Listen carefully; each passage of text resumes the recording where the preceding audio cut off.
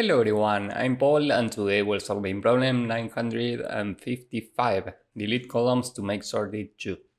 This is a medium problem and here I will show you how to solve it efficiently. If you haven't seen part 1 yet, I recommend you to go and watch that video first. It's in my channel. We are given an array of strings of the same length. So let's say that we're given this. And we can choose deletion indices. Here every string has a length of 2. So if we pick index 0, for example, now we can remove the corresponding character at this index in every string. And we are trying to get an array that's lexicographically sorted after the necessary deletions. If we use index 0, the final array is A, B, C, and now this is lexicographically sorted. And given that we are only using one index, this has a length of 1, so we need to return 1.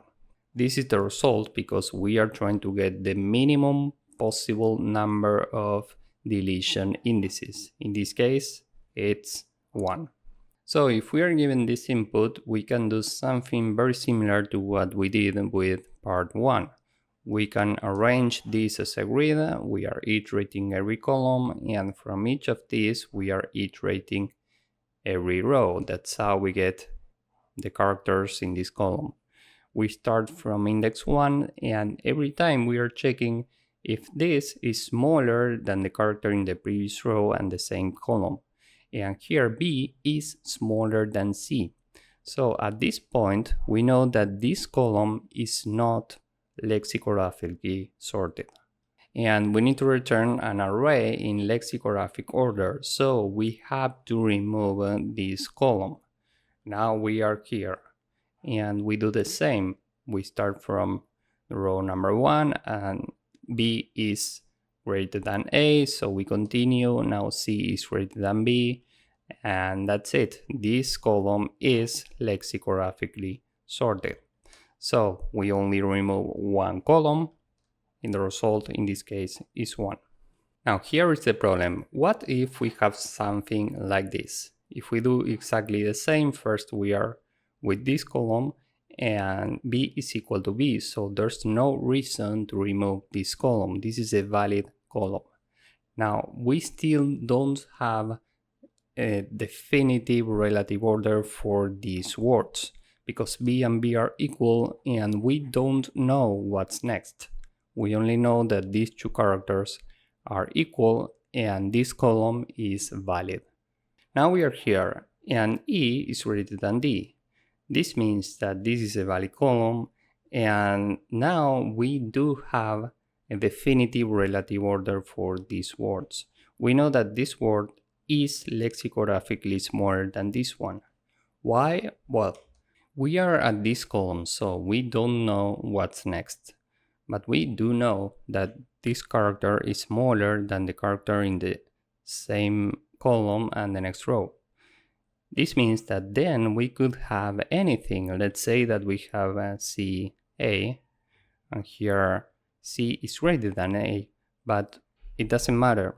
Here this string is still lexicographically smaller than this string because of this column. As soon as we find a column in which this character is smaller than the next one, that's it. Now we know that this will always be smaller than this. So when we were here, we didn't have a definitive relative order for the strings. Now that we are here, we do know what's the definitive relative order. We know that this will always be smaller than this. Now, how can we keep track of this? Well, we can have an array with the amount of elements corresponding to the length of the input, and here every element is initially 0. As soon as we find a definitive difference, meaning as soon as this character in this row is greater than the character in the previous row on the same column, we change this to 1.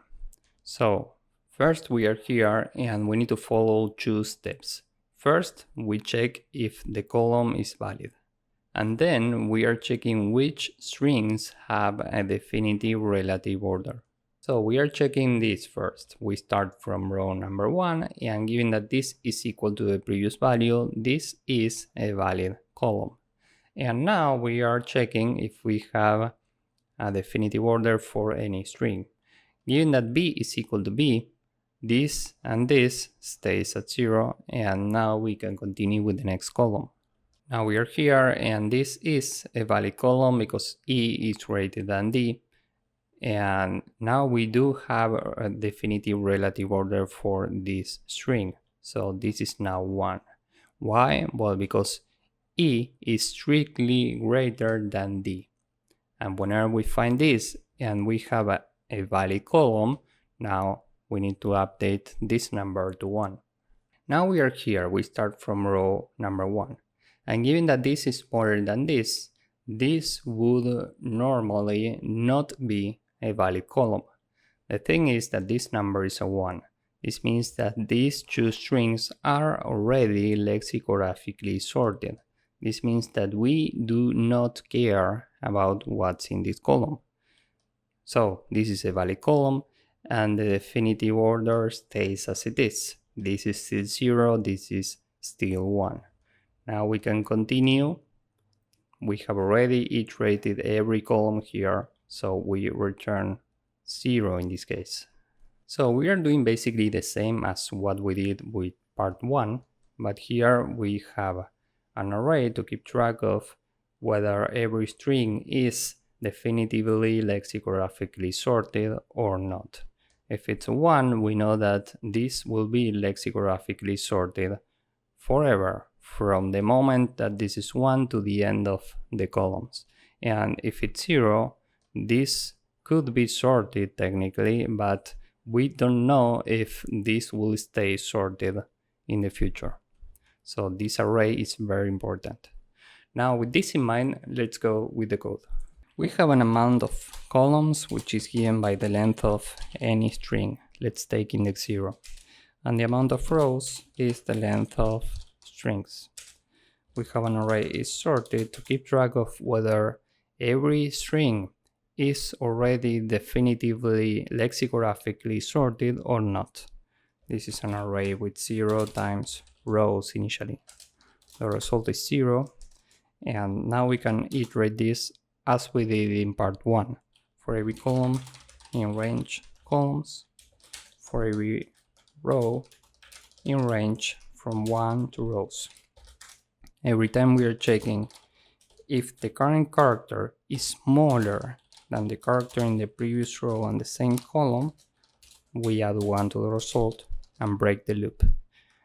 So we break this in a loop and we continue with the next column.